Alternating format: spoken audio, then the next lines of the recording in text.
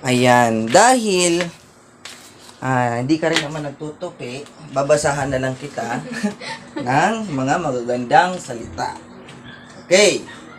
Unang-una. Dito tayo sa number 1. Ayan. Hello guys, ako nga pala si Irakman at tawagin nyo lang akong Irakman.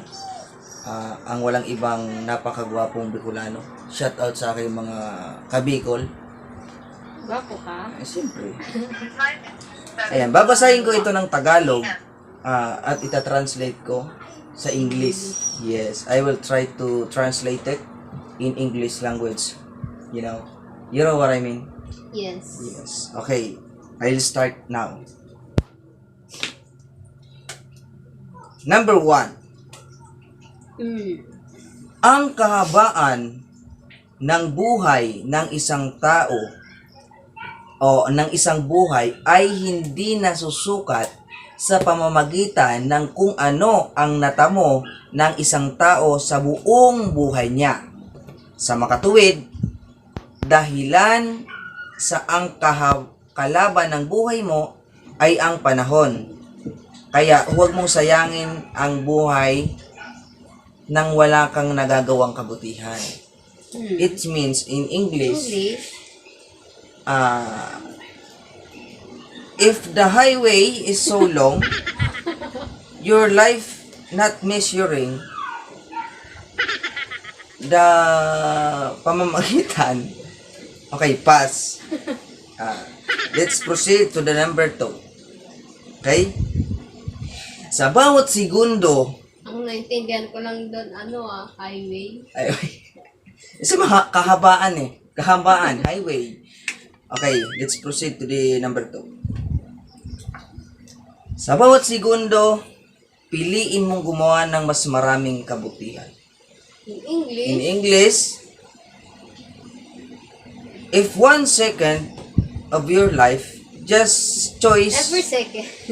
just choice, do something good to your health. To your health. Okay. Naintindihan niyo ba?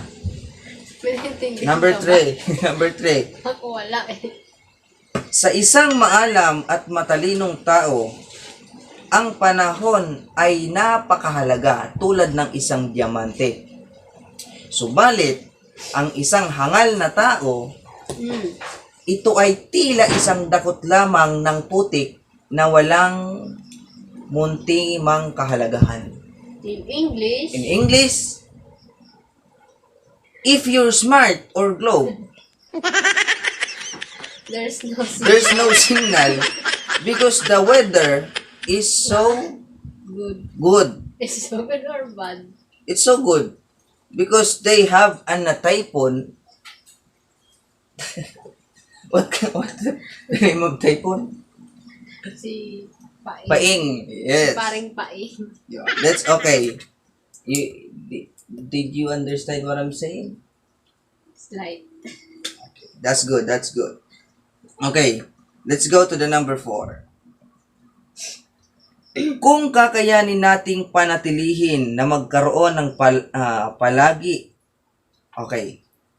Kung kakayanin nating panatilihin na magkaroon palagi ng totoong malinis na pag-iisip. Kung gayon, lahat ng makikita natin sa ating kapaligiran ay magiging maganda at kaaya-aya. Okay. Translate in English.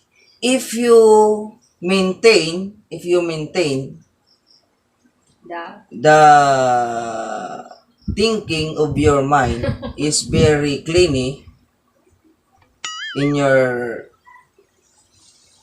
if you see the far away looking in your eyes like a nature is very beautiful and loveliness.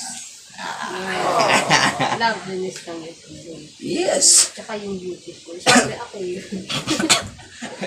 Ikaw ba yun? Can you please turn off this fan because she's maingay, Okay, let's proceed to number 5. Ang pag-iisip ay tulad ng isang bukid. Kung walang magandang buto na itinanim, wala ring magandang uusbong na pananim. Okay. Can you please seriously to my lecture to you today? Focus, Chatting focus with ba? my- Focus. with my kuya. Okay, ulitin ko ha. Okay. Ang pag-iisip raw ay parang isang bukid na kung wala kang magandang itinanim na buto, ay wala ka rin magandang aanihin o walang uusbong na pananim. Okay. In English, if you don't have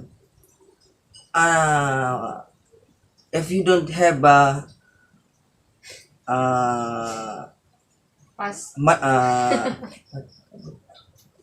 okay, if you don't have Ano ulitin mo? hacienda, you don't have money. Okay, let's proceed to the number 7. Ayan. Gamitin natin ang karunungan upang suriin ang gamitin natin ang karunungan upang suriin ng taimtim ang totoong kahulugan ng buhay. Katungkulan nating magtiyaga at magpursigi upang magamit ng pinakamabuti ang oras o panahon natin. Ang ibig sabihin, in English, you can use your knowledge to research the Google Chrome and you click the Pornhub.